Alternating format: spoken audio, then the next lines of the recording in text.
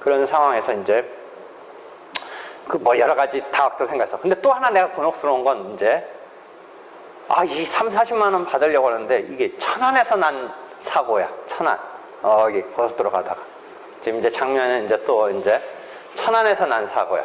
그러니까 우리가 주체에 있어서 당사자 측면에서 내가 이제 좀 이렇게 아웃라인을 얘기해 준 거고, 이번엔 이제 뭐 얘기하려고 그래?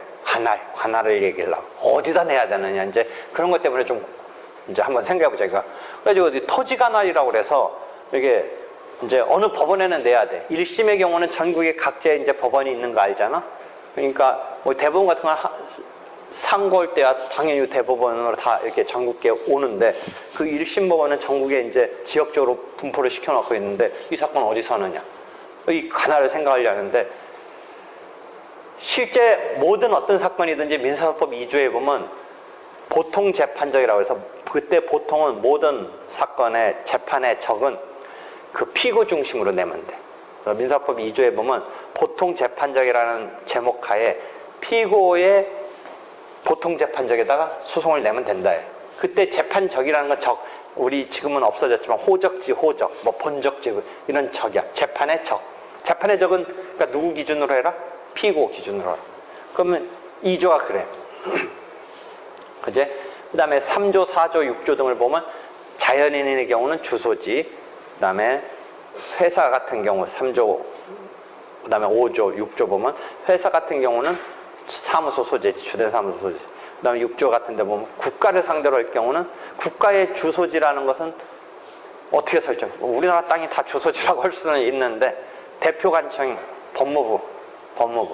근데 그게 과천이야. 그래서 그 조문을 보면 과천이니까 결국은 수원이었었고 과거는 지금은 안양일 수도 있는데, 이렇게 되면 국가가 좀 이렇게 서울에서 한복판서 해야 되는 좀 이상하니까 거기 보면 6조에 하나 서울을 가게 하게끔 대법원 소재지에서도 할 수 있게끔 6조가 되어 있어. 그러니까 대표관청 또는 이제 법무부, 그러니까 대표관청이 법무부지. 그 다음에 또는 대법원 소재지면 대법원 소재지는 지금 서울이니까 그래서 낼 수 있게끔 했는데, 그럼 다시 돌아와서 그게 보통 재판적인데 그렇게 내면 되는데, 이 케이스에서는 지금 그 천안서 사건이 났는데 그 천안의 그 회사야. 지금 돌틴 회사가 그러니까 내가 천안 가서 해야 되는데 30만 원 받고 기분도 안 좋고 여러 가지 이길지도 모르고 하는데 거기다 가서 내라고 하는 게 원칙이야. 지금 거기 가서 내야 돼. 그럼 그 한 번만에 끝난다면 다행인데 두 번 갔다 오면 그 돈이 그 돈 될 것 같아. 시간은 차치하더라도 그렇잖아. 그러니까 이게 또 거기서도 또 걸림돌이네. 그지? 설사 내가 한다고 해도 내가 한데도 뭐 요새 같은 세상에 뭐 진짜 무형의 이런 비용 같은 게 엄청난 거 아니야. 그러니까 이거 아까 말대로 길 같은 것도 내 맘대로 하는 거야. 뭐 거기서 딱 오라는 날 가야 돼. 원칙적으로. 그런 건 직권으로 법원이 진행하는데 내 편의도 내가 뭔가 겹쳤을 때도 있을 수 있는 거고, 이거 참 내 맘대로도 내가 편할 때 가는 것도 아니고, 이러니까 이게 거기서 가서 하라니 그것도 좀 곤혹스럽네. 그래서 보통 재판적 그 규정이 피고 중심으로 하라는데, 그래서 혹시 다른 데 가서 뭐 해볼 수 있는, 나 편한 데서 할 수 있는 거 없는가를 생각해보니까 그 보통 재판적이라는 모든 사건 말고 그 뒤에부터는 특별재판적이라고 있어. 특별재판적. 특별히 재판적을 부여하고 있어. 그래서 뭐가 있냐면 우리가 8조 18조 불법행위지 찾아. 18조에 불법행위지가 하나 있어. 그래서 불법행위, 왜? 이런 손해배상 사건은 단순히 피고 주소보다 그 사고를 밝혀야 되니까 불법행위, 그런 사고가 난 지점의 법원이 좀 더 효율적이잖아. 그래서 특별히 18조에서 불법행위지에다가 재판적을 주고 있어. 그건 특별재판적이야. 근데 지금 이 케이스는 그래봤자 천하냐 또. 그러니까 그건 아무리 나한테 도움이 안 돼. 그러니까 보통 재판적을 이제 그렇게 하라고는 했지만 주도를 하는 사람은 원고가 소송 내니까 원고가 보통 재판적으로 해서 관할법원을 택하지 않고 혹시 자기한테 좀 편한 특별재판적을 생각을 해보려고 했더니 불법행위지를 떠올렸더니 근데 그것도 또 천안이네. 그제? 그렇지. 그 특별히 준 게 1,000원이야. 그럼 내 서울서 하고 싶은데 가뜩이나 내가 그놈들한테 이렇게 업신여김을 당하는데 거기까지 가는 것조차도 굴욕이고, 적어도 질 때 지더라도 그놈들 오라고 해가지고 좀 이쪽에서 그 사람들한테도 차비라든지 시간의 불편함이라도 줘야 좀 시원하겠는데, 내가 줄줄줄 끌려가서 돈 받으려고 하는 사람이 끌려가서 이길지 질지도 모르는데, 적어도 질 때 지더라도 조금 그런 괴롭힘이랄까, 그런 번잡함은 주고 싶은데 서울서 해가지고 내가 거기서 그 사람들 입장에서는 자기네 지역이니까 서울서 띨띨한 놈 하나 와가지고 우기면 통할 줄 알고 지금 오리발 비슷하게 하고 있는데, 서울 깍쟁이 한번 보여주고 싶은데, 그렇게 치면 서울의 깐깐함을 한번 보여주고 싶은데, 이 서울의 아주 뭐랄까, 쌀쌀맞음이랄까, 확실함, 이런 걸 보여주고 싶은데, 여기 서울을 불러드리고 싶어. 생각해봐. 뭐가 있겠어? 서울 불러드리고 싶어. 그치? 8조 후단에 의무이행지고, 그러니까 돈을 받을 사람 입장에서의 지참채무라고 민법에 나와. 이런 종류물 같은 거의 경우는 특정물 채권이 아닌 돈 주는 거, 이런 거는 원칙적으로 내가 뭐 가가지고 굿신거리고 가서 뭐 받는 게 아니라 그 사람이 나한테 갖다 줘야 제대로 된 이행을 한 거야. 그러니까 8조의 후단에 보면 의무이행지에서 소송 낼 수 있도록 하고 있어. 의무이행지. 그러니까 그 의무이행지는 지참채무 원칙상 내 주소지가 돼. 내 채권자. 이름 내 주장상. 그래서 내가 서울서 낼 수가 있는 거야. 이해되겠어? 그래서 서울서 내가 내려고 할 수 있는 근거가 돼.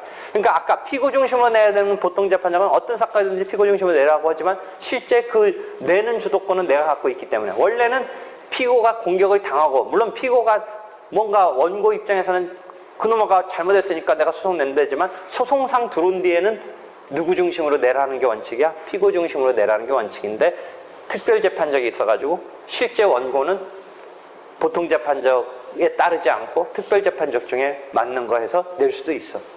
그래서 내가 서울로 끌고 올 수 있어.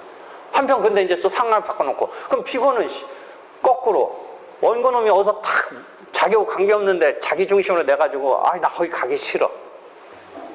응? 그럼 피고는 뭐는 한번 해볼 수 있냐면 35조에 이송 신청을 할 수가 있어.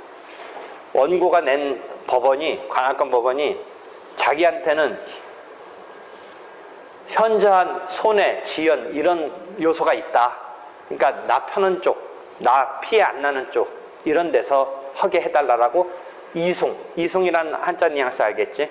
그렇게 보내달라고 하는 제도가 있어서 법원이 채택되면 보내줄 수 있는데, 우리 같은 땅땅이에서는 거의 인정되지 않고 사문화되어 있다. 35조에 그것을 재량이송이라고 하는데 사문화되어 있다. 그것은 활용된 경우가 없다. 사문화되어 있다. 그런 카드가 있긴 있어. 피고 입장에서는 원고가 낸 주도권을 질 수밖에 없죠. 원고가. 그러니까 주도권을 질 수밖에 없으니까 그런 점에 있어서 피고 입장에서는 그게 불편하다, 번잡하다, 손해가 발생한다 등등의 이유로 해볼 수 있는 카드는 35조의 이송, 재량이송이라고 부르는 게 있는데 실제 사문화되어 있다. 이해되겠죠? 여기까지 오늘은 질문 있으면 법원의 재판의 종류에는 판결 결정 명령이 있다. 판결 결정 명령. 우리가 판결 이꼴 재판이라고 해도 틀린 말은 아닌데, 정확히 말하면 재판 속에 판결과 결정과 명령이 있는데, 저번 때 우리가 1심 재판에 대해서 상소라고 해서 1심에 대한 2심의 항소, 2심에 대한 대법원의 상고가 있는데, 항소, 상고 이외에 항고라는 상고 제도가 있어. 항고는 판결에 대한 불복이 아니라 결정에 대한 불복이야. 결정.